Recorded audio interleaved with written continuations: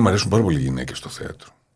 Οι γυναίκες είναι υπέροχα πλάσματα και μου αρέσουν πάρα πολύ γιατί στο θέατρο μπορείς να γράψεις εκρήξεις που δεν θα μπορούσε να τις στηρίξει ένας άντρας.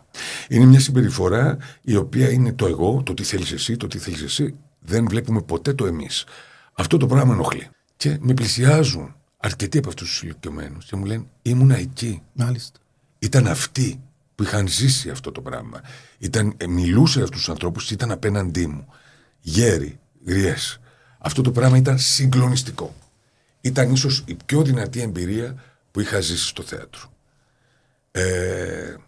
Δεν έχω ζήσει κάτι πιο δυνατό. Να μάθεις, να καταλάβεις τι γίνεται, το κάτω κείμενο κάτω από τους ανθρώπους, τα βλέμματα, οι σιωπές τους. Όλο αυτό το πράγμα είναι ένα τεράστιο πεδίο, ένα πεδίο μάχης.